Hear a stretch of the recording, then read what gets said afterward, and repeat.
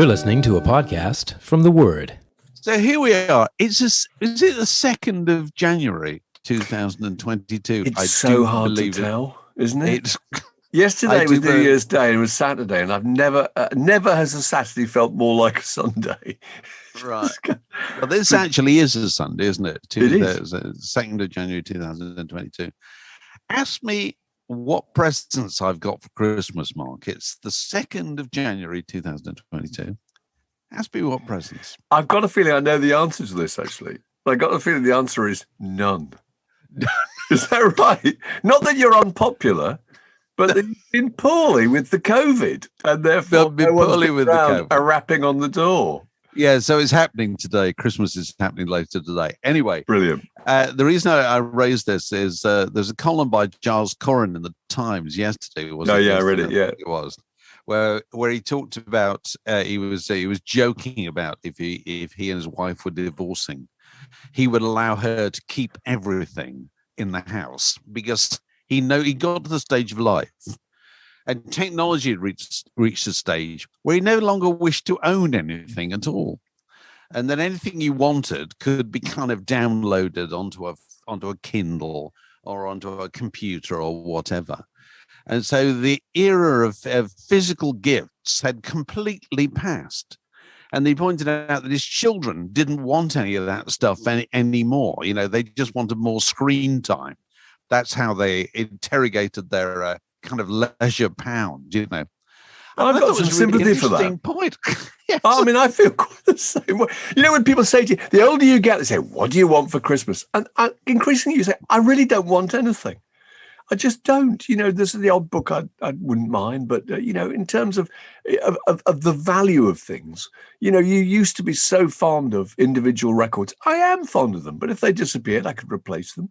Same with books. You know, I think the only thing, if the house was on fire, I think it would be kind of parental heirlooms. It'd be my dad's war medals, you know, my dad's war diary, you know, the odd little picture given to me by my mum or whatever. That's the kind of thing you'd say because it's irreplaceable. Otherwise, what?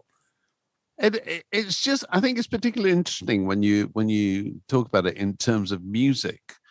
Because for so long, the kind of habit of being really attached to music was expressed in the ownership of the relics of music, you know, the recorded versions of music, you know, the LPs, there were CDs, whatever. And that's gone away. Completely. I think for lots of people, it's completely gone away as a kind of major habit. Whereas in books, it's still hung on, hasn't it, really? You know, the people like to get an actual physical book. You know, it feels like with someone's written of affection, Steve, or whatever. You know, it's a gift to give people. They don't feel the same way about. Well, I suppose some people feel the same way about records. But the majority of the population, that's no longer the case at all.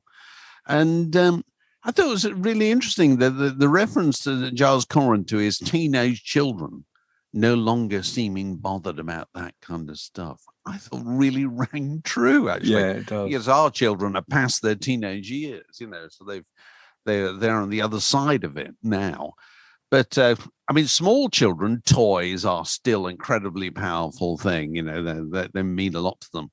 But, you know, how do you buy something for a 12-year-old in 2022 that excites them? I do not know, really. And the idea that that's extra screen time is dispiriting. Really, it's a hard present to wrap. It is. Anyway, so talking of screen time, slowly recovering from the COVID. I've been watching loads of films, and I've finally got the kind of energy yesterday or the day before to watch a couple of music things, which people have been telling me to watch. And one is Summer of Soul, which is I've seen that. For anybody who's invested in Disney Plus to see the Beatles get back. That's another thing they might like to check out, as they say on the radio. Summer of Soul is an absolutely intriguing film. It was shot in the summer of 1969 over various days, I think. 9 consecutive Sundays, is it? Is it 9 I think Sundays? it is, yeah. Oh, okay. There you go. Yeah, in 9 consecutive Sundays. Mount Morris Park in Harlem. In Mount Morris Park in Harlem. And it's really intriguing because it's kind of low budget, other than the stellar nature of the talent, which is just absolutely extraordinary, because they had no lights, and so they couldn't shoot anything at night, so it entirely takes place in the daytime, doesn't it? In front of a crowd, but not an enormous crowd. It's not a Woodstock type crowd, it's, I don't know, it's 40,000 people or something like that, rather than 500,000 or however many there were at Woodstock. But it features just about everybody who was anybody in the world of black music in 1969.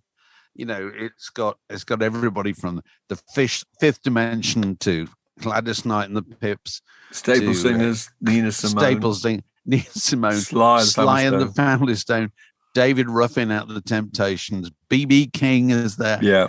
It's absolutely extraordinary array of talent. Just getting up and apparently just doing a couple of numbers or something like this. Very often backed by a pickup group who are adapting to the styles of absolutely everybody. And it's just an extraordinary exhibition of that kind of generation of talent and what was going on in music in 1969. It's really worth seeing, and some very striking fashion notes as well, aren't there? There are. There is the everybody adopted the dashiki, the kind of African tunic, the collarless tunic. That's right, with the beads, and various kinds of flares, and the costumes looked as if they were on their way to their normal gig, which was playing some casino somewhere in the evening, somewhere in New Jersey. They looked as if they're on their way to do a kind of posh wedding, didn't they? Really? Yeah. I thought it's really remarkable, isn't it? It's amazing, and you forget the kind of black music at that time was broadly either gospel, Edwin Hawkins singers, and people like that. Haley Jackson is still there. Yeah, Claire Walker and the Gospel Redeemers. Oh God, they're fantastic! Incredible. It's either that or it's soul. David Ruffin doing "Get Up My Girl." The only indications of what's about to come are Stevie Wonder doing this. Who's phenomenal? He's 19 at the time. He's amazing. Playing drums, plays incredible keyboard solo, and he's playing this little bit of it's kind of the elements of funk, and also Sly and the Family Stone, which is just absolutely unbelievable. Somebody says that people's idea of a black group at that time were 5 guys in suits and ties, who would leap on stage the moment they were announced and go into some kind of routine. And the idea that, if you announced that Sly Stone was coming on, was he really there? That's true. And if he was, what time would he turn up? And they would eventually slouch on, these guys in their kind of psychedelic clothes. And he had a white drummer. Yeah. He had 2 girls who were musicians. Yeah. One was a keyboard player and one was a trumpet player, which is very unusual because mostly girls at that time were just singers, weren't they? And so it was a kind of 2-tone funk and psychedelic kind of game changer, cross-gender group. It's incredible. And also kind of the idea that it's still kind of a sense of gospel. It was still evangelical. It was kind of the minister of fun, And I thought that was amazing. There were so many high points. It was Gladys Knight and the Pips dance routines. Yes, clustered around one microphone, trying to dance while not getting too far away from the microphone because they are actually singing. They're actually singing. Yeah, not miming at all. No, there's a bit where they interview kind of a few of the performers who look back on it. One is Mavis Staple, who remembers that Mahalia Jackson said to her, "I don't feel very well. Will you help me out with this song?" Yeah. Precious Lord, Take My Hand. And that's that version of that song by the two of them together is incredible.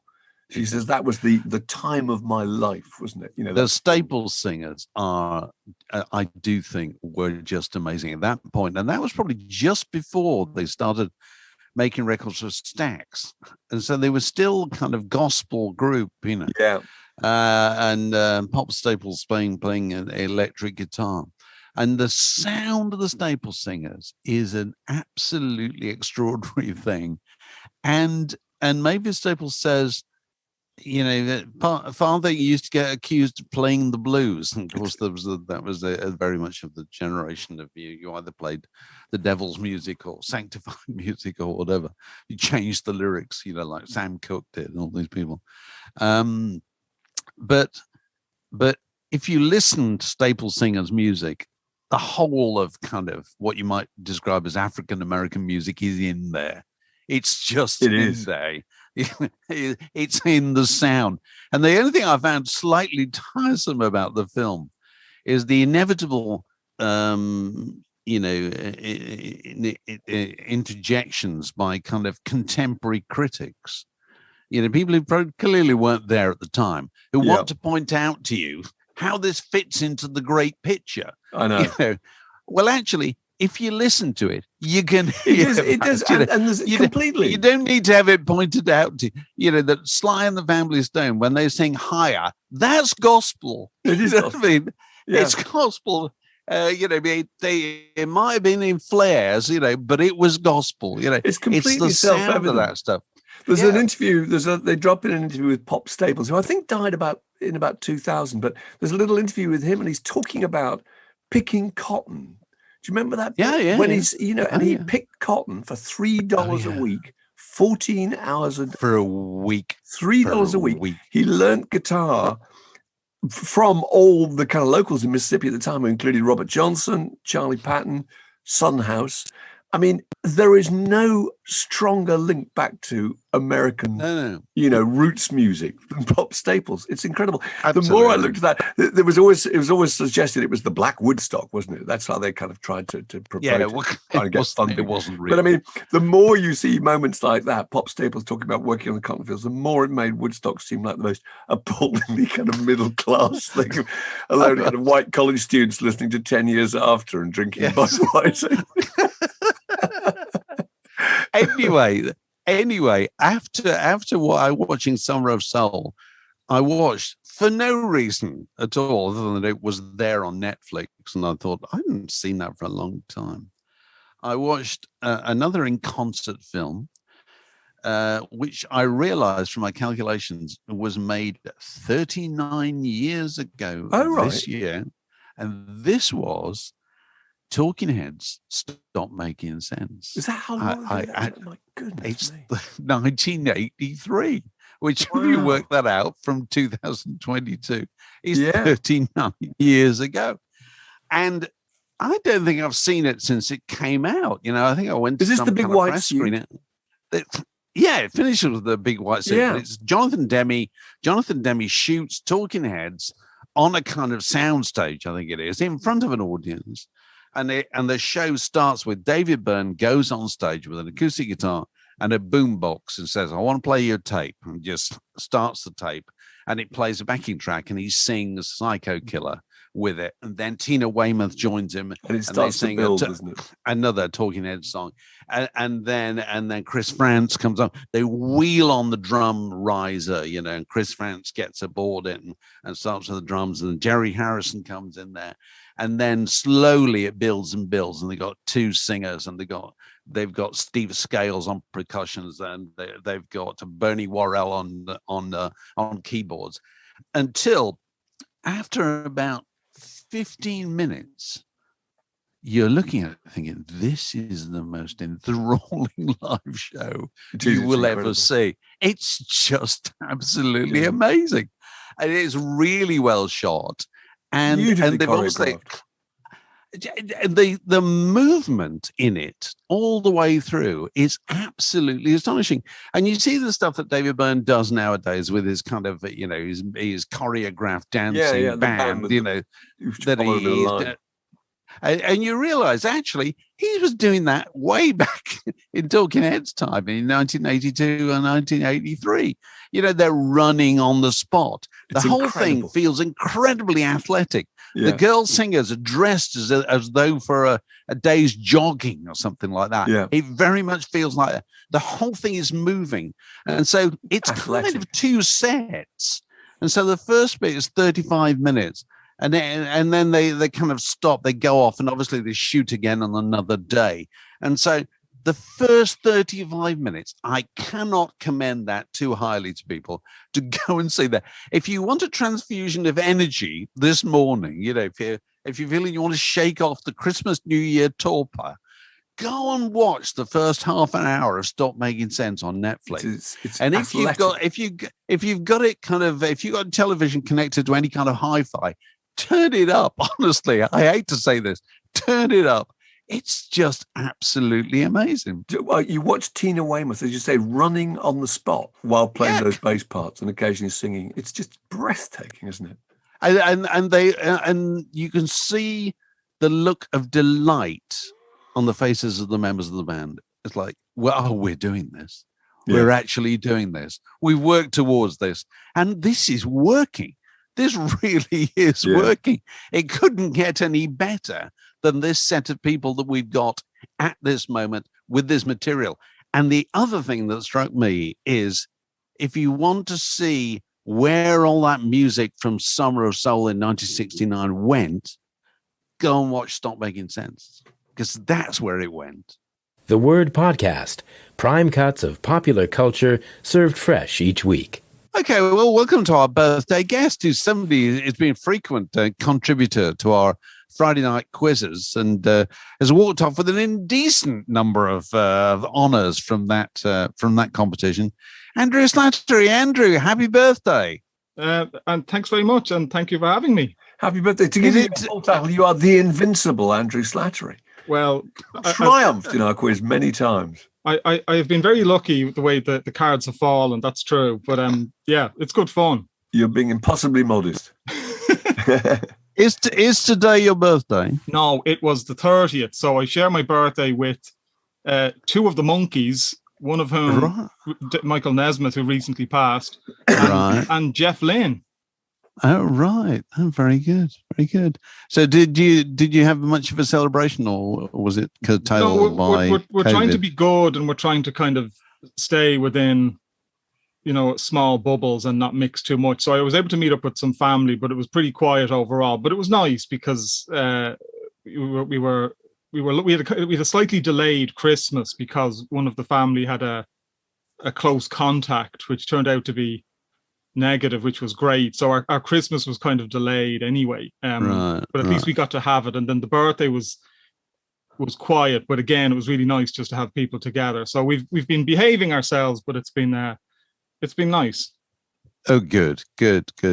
So what was your question or your topic that you wish to raise on this special occasion? Well, go on, have a go. I was toying with a few things, but given the time of year, I had this idea that if at any stage, either presently or in your past, if either of you have had music-related New Year's resolutions, or for that matter, if you have had a kind of a go-to New Year record that you decide, this is going to be my first play of the year. Oh, wow. I don't think I've ever designated one particular record. But I have found in the last, because it's been a kind of unique case this year, because we've all been at home and I've had COVID for 2 weeks. And so I've been sitting indoors. I've started to play quite a lot of records over this period. And I've embarked on hunts for records that I thought I had. and trying to find out if I actually do have them. And it's become an almost unhealthy obsession in my case. I don't know if anybody's ever had this. I think to myself, I've got a copy of Keith Jarrett's Cologne concerts somewhere in these records. And so you go and you look under J and it's not there. And you got other Keith Jarrett records, they're there, but that's not there. And you think, was there ever a time when I had a separate jazz section? And so you go further into the corner and you start burrowing around and you turn up all kinds of odd things, but you still don't find it.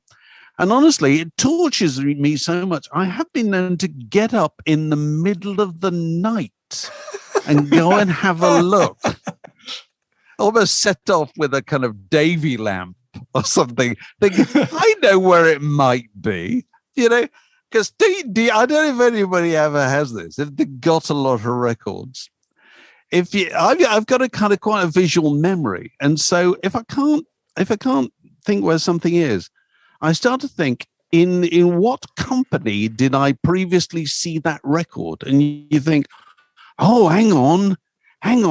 He used to be next to a Blue Note compilation. If I can find the Blue Note compilation, it will be next to that. Yeah. But I haven't found it yet. Oh, yeah. But that's how I'm using hours of fun. But it's torture. It's torture. It's the thrill of the chase, though, as well. It is. It is the thrill. And I am a believer in the fact, and I don't know if you agree with this, that there are certain records you're never meant to be parted from. And so very often I've had records, never listened to them at all. And then 30 years later, somebody says, have you ever heard so-and-so? And you think to yourself, I've got that somewhere. And you go looking, and magically it appears. Yeah. It finds you. It's found you. Yeah. Which I think is a beautiful thing, when that kind of thing happens. I like your idea of music-related resolutions. I occasionally have resolutions to listen to more of a certain artist. I kind of, Judy Sill, I must go back and re-listen to those records, John Fay or whatever. But how about you? Have you got any examples, Andrew? Well, there were two I had which kind of half prompted this, I suppose. One was, and it wasn't really a new year, but as you say, it was a resolution. It kind of ties in with what both of you have said. When the current unpleasantness started, I was able to work from home. So I had a kind of a home office where my LPs were. And I started playing records. And weirdly, for the first couple of months of 2020, I hadn't been playing many. But I started playing them on a regular basis. And eventually I decided, I wonder, can I reach 1,000 LPs by the end of the calendar year? I wonder, can I play 1,000? To play 1,000? Yeah, play 1,000 different records. So, how tragic. When it got to the Halloween break, I keep a record of what I play, but I hadn't kind of compiled stats. So you'd written them down. Yes, this is incredible. So Halloween of that year, I compiled it, and I realized, okay, well, I've got to reach. I had another few to go. So I did it. By the end of 2020, I had played 1,009 different LPs. All the way through? Yeah. And all different. Like, obviously, some LPs I'd play more than once, but I wanted to have different ones. So that was a kind of a, if you like, a resolution or a target to set. So what did you learn from that? Was there some artist you rediscovered and thought? Well, yeah, absolutely. Like I stuck on one I remember specifically is I put on a Charlotte Gainsbourg album that I had bought at the time, and I probably played it once. And at the time, for whatever reason, I probably thought, oh, this isn't as good as her previous two. So I played it again, and I thought it was fantastic. No, but you see, that's the great truth about music. Yeah, it applies more with music than any other art form. That it catches you unawares. It catches up with you. And that's why I always find faintly depressing about the company of rock critics. It used to have this time of year. It used to happen all the time. You get hyped on some kind of Radio 4 program, and you were with another 4 rock critics, and they go, "What ought we to be listening to this year?" Oh, for crying out loud! You listen to what you feel like listening to. The idea that everybody has an opinion about Taylor Swift this year and whatever it was the year before. Who cares? What I mean? Because music is a kind of magical thing. It's a serendipitous thing. And I've had records for 40 years, and it's only after 40 years that you think, no, it's caught up with, I've caught up with it. You know what I mean? Yeah. It suddenly fits, doesn't it? It suddenly has relevance. Yeah. But also I find you can kind of, I'm sure you've had this. I mean, I've had acts that I sort of liked in my teens and then sort of drifted away from and spent 20 years saying, oh, they're terrible, I don't like them. But then you sort of rediscover them. Yeah. Like who? Give us an example. Well, one example is the Doors is one that popped into mind. Like when I was a teenager, and of course there's the whole kind of Oliver Stone thing and kind of everyone sort of that sort of joke of everyone's obligatory Doors phase. So I had I had all the albums and listened to them, but then I sort of drifted away from them for a very long time, until a friend of mine bought me the People Are Strange documentary on DVD, and I watched it and I thoroughly enjoyed it. And I thought, well, maybe it's time I started, listening to this stuff again. So, it's funny, I don't know a group who are easier to construct an argument to either dislike or like them. Yeah, you can literally change your mind about the Doors in a split second. Yeah, when you take a step to the left and look at them from another point of view, you think they're ludicrous. Yeah, but I think that fits in exactly with sort of my relationship with them. The fact that happened. Yeah, and it happened to me with Eagles as well in a strange way. Like, yes, it's another one. Because I had a couple of albums again in my sort of early teens. I had a couple of albums and I liked them, and I sort of drifted away from them for years. And then a friend gave me a ticket to see them in 2019. He was unable to go, and I went to see them. And obviously, Glenn was gone at this stage, but I was so impressed. I thought, these guys are fantastic. So you were given a ticket for the Eagles. That Yes. must be like being given a house, mustn't it? I mean, how much is a Same happened ticket to for me. the Eagles? Yeah, It was very generous of him. He was unable to go, and he gave me a ticket. I don't know how much it was. I mean, it would have been probably 150 or 200 euro. But I think to his delight, I was really impressed, because better for me to go and sort of report back that it was amazing, rather than come back and say, yeah, it was okay. It was all right. exactly the same for me. An old pal from college gave me a kick. What's that, Mark? No, just saying the same thing that happened to me. There's an old pal from college gave me a ticket. It must be about 2 years ago when they played at Wembley. And we went to see him. And it just struck me that they were so familiar. There were so many Eagles songs that you knew and really liked. Again, it's very easy to kind of look at them as being absurd and their whole story and everything as being ridiculous. But the music, the records are terrific. Yeah. There's only one Eagle there still. I mean, so we're talking about Don Henley, basically. Are we? Yeah. That's okay. Was it Don Henley? I'm trying to remember now. There was Joe Walsh was not originally. Joe Walsh would be there, wouldn't it? Yeah, he was still there.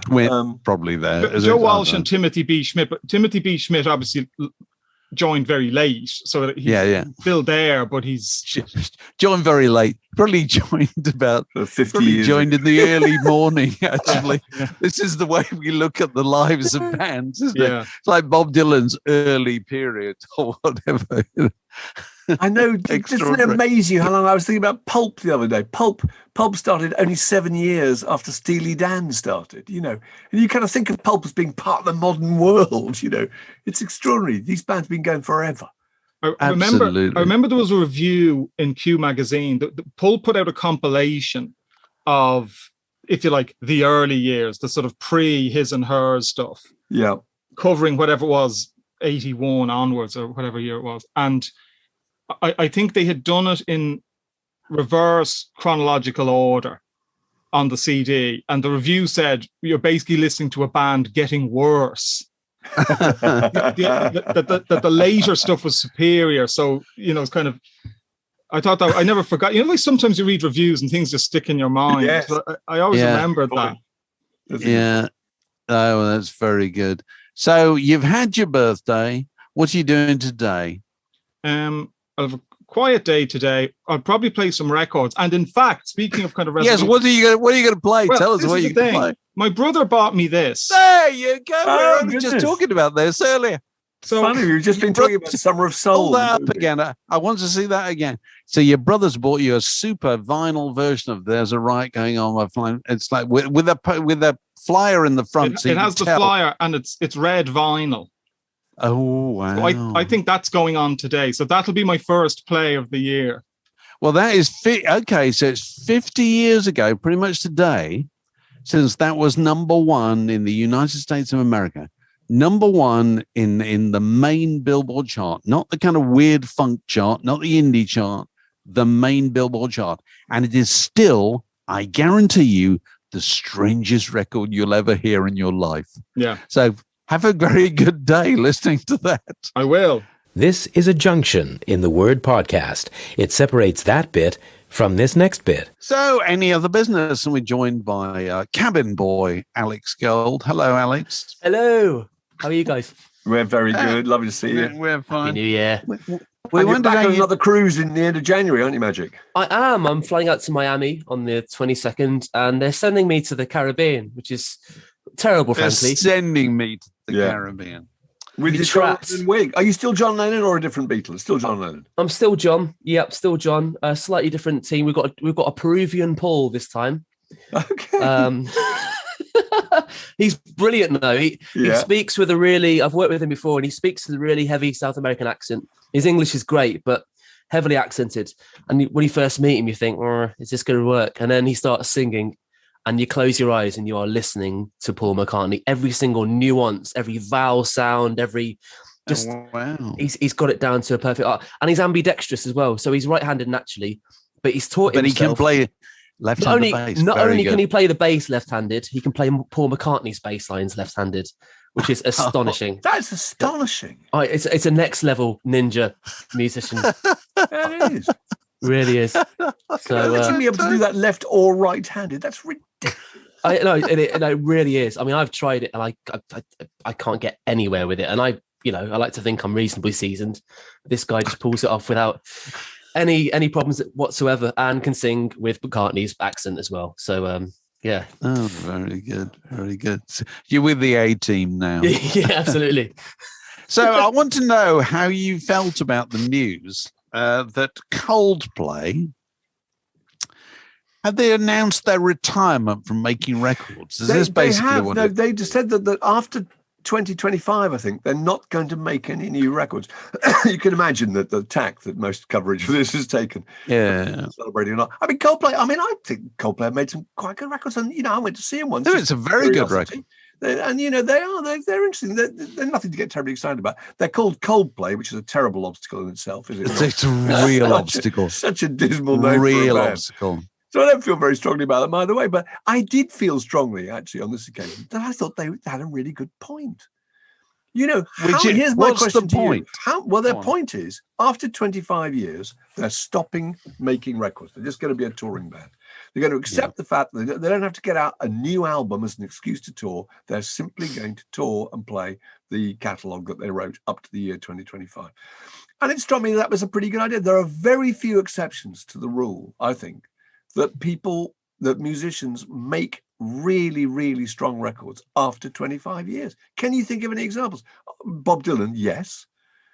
Steely Dan, I don't. For about 18 years, they made great records, but no longer than that. Randy James Taylor made some very good records late on. Nick Lowe made some very good records late on, but they are exceptional. Yeah, there's no doubt about it. Yeah, but if you look at something like, U2, I think there's only 3 records they've made since after 25 years, none of which I think are terribly. The Stones, really good example. The Stones, if they stopped after 25 years, there'd be no Voodoo Lounge, there's no Bridges to Babylon, no A Bigger Bang, there's no Blue and Lonesome. Would you miss those, Dave? Probably not. I don't know. Nobody goes along to a Stones concert holding up a banner saying, "Play some Voodoo Lounge." More A Bigger Bang, please. I know. Play Continental Drift. Go on. Yeah. No, it's all Jumping Jack Flash and so forth, isn't it?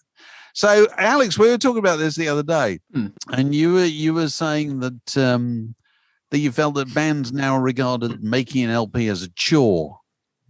Well, expand the whole process from writing your stuff to demoing it to refining it to pre-production to recording the damn thing. To get what's pre-production, for instance? What is that? Pre-production is when you focus on how it's all going to be arranged. So you go into the studio knowing how you're going to lay it down, essentially. So you're not just going in and seeing what happens with playing it through and just kind of and winging it. You're going in with a very defined idea of what the parts are going to be and how the end product is going to sound. Right, but do you actually record anything then, or just work out the structure of the song? Yeah, there can be demo stages. So, there's a song in its rawest form written by the writer. And then it can be kept being demoed with the band until they get the right kind of feel for it. That's taken to, then it's back and forth to the producer. Yeah. And then you go into the big buck studio and do the thing properly. But but that's how you get from songs to record, and often the finished product on the record is very, very different to what the original demo sounded like, and that's because it's gone through various stages of pre-production and refinements and tweakage to get to that point. And if you listen to a band like Coldplay, they're a world away from the kind of rather twee indie band of Parachutes. If you listen to their later records, they're all mega productions. And, if you listen to like A Sky Full of Stars or something like that, that's not the sound of a band going off Chris Martin's demo of the track. That's the sound of a band having gone through various stages with a producer, deciding consciously how exactly to record that song with the exact instrumentation, the exact sound, the exact arrangement. Is it not the case here he places his hands on his lapel? Milad. Is it not the case? It's really interesting. This is it not the case that somebody's realised actually the more trouble we go to about all this stuff, the less popular it is, because there's no indication that taking any longer with making a record ever made a record more appealing to the public ever. I don't think it more appealing to the people making the record, which is a different thing entirely. There's no indication at all. All the records, you think of all the records being labored over for many years, they die like lice in Russians' beards. Because they're dead on arrival, those records. Whereas records made quickly have a freshness. Is this not the case? I put it to you. Being a very good example, my lord, of proving that. Because it depends whether people respond also to the idea of spontaneity, don't they? Can you hear spontaneity in music? Does it matter? Yes, I don't think there's any hard and fast rule, really. I think the mythology is that records made quickly turn out to be the best, but I don't think that's necessarily the case at all. I don't know conclusively, but as far as Coldplay are concerned, I just feel like they don't need to do it anymore. They know they don't need to do it anymore. And if you're making, I'm going to take examples. Let's just go back. Yeah. First Stone Roses album. Yes. First Stone Roses album made quite quickly. Yes. Huge success. Second Stone Roses album made how long? Took them over a year. Well, it came out 5 years after the first one, but I think it took them over a year. And there's that famous story about them going down with John Leckie to a studio in Cornwall, wasn't there? Where they spent 2 weeks getting a drum sound. This is it. Different amplifiers. You think that's just procrastination. No, and it is. And why do you spend 2 weeks getting a drum sound? Because you can. Yeah. Because if you're a group starting, nobody gives you 2 weeks to get a drum sound. No, and it delays the process of having to do anything. It delays the process. And is not, what we're talking about with Coldplay, with all these things, just an indication of the same trend that, more and more effort is put into making records that people just don't like.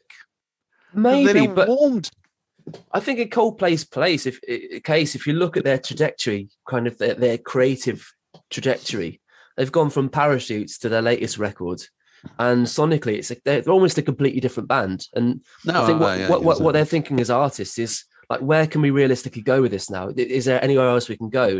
Do we want to be demoing 40 songs to whittle down to 12?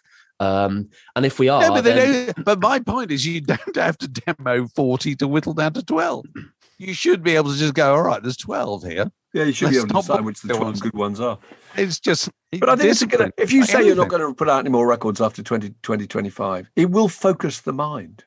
And that's a good thing. Don't you think it will intensify the process? The last Whether they stick to it, I don't know, because there's going to be a morning when Chris Martin will wake up having written a song thinking, I wish I could release this. But I think in principle, it's a really interesting idea. And I suppose it's almost thinking about your albums, the album cycle as a chapter of a book, isn't it?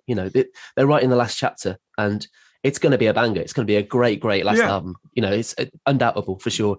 But also, I guess it's indicative of the way the music industry's going. They're becoming a performing band now, and look at all the bands of that, the 90s that reformed, like Supergrass. They're all going out, Shed 7, being massively successful by just playing shows, and that's all they do, and that's fine. Actually, it's interesting. Has anybody? The people have said this is our last tour, your last chance to see us. But has anyone ever said this is our last record? I can't remember that they ever have. I can't remember one. See, that's quite an interesting idea. It's quite an interesting way to market a record. This is the last one we'll ever make. That's true. Sorry about that. That's true. Okay, what else is there? Any other business? Anything else? We've got new Patreons, Alex. We've got a load of new patrons. The pipe aboard with my. Come on, get the pipe out. Okay, here we go. Ben Holton. Ben, welcome aboard. Only just hear the dog whistle. It's really quiet. Yeah. It's so funny. I think my microphone cuts it out when it. I think it does. Limiter. Or Do it again. But go on. That's better. There it is. Nicholas Stephen Proctor. Welcome aboard, Nicholas. Splendid to see you. R.J. Foster. R.J. Foster. Excellent. Sounds like a crime writer from the 50s. So like a gents outfitters from Wood Green High Road. Yeah. R.A.J. Foster. Carry on. Go on. Tim Burrows. Very good. Welcome aboard, Kim. Go on, Martin. Rest. Martin Gurney. And Martin. Welcome, Martin. Splendid. Gurney. Welcome, Martin. Tim Hardy. Very Tim good, Hardy. Tim. I thought you said Tim Harding for a minute. Michael Howard. Very good, Michael. Lovely to see you. Carl Martin. Hello, Carl. Excellent. And then Hello, the Carl. following are annual patrons. If you subscribe annually, you get a 15% discount on the year. Stephen Moxness. Excellent, Stephen. Hello, Stephen. Very wise We should decision. no doubt- we should Claire, no doubt be seeing Stephen on the occasion of his birthday. Go on. Claire Wetter. Very good, Claire. And Claire also. Look forward to seeing you. Kevin Bork. Kevin Bork. They've Hello, got to Kevin. do, they must do a birthday broadcast. They're a lot of fun. Gareth Ronalden. Very good, Gareth. Lovely to see you. Richard McGeoch. McGeoch? McGeoch. Hello. Hello, Richard. Anthony John Mumford. Very good. Anthony John Mumford. Ken Cox. Hello, Ken. Excellent, Ken. Step aboard. These are the following are birthday tier patrons, which is Oh, okay. All right, again. Okay. Roger Millington Good. Hello, Roger. Splendid. and Al Hearton. And our Al. And nice to hear from you as well. We'll see you on your birthdays. Looking forward to it We're- already. All right. This podcast was brought to you by The Word.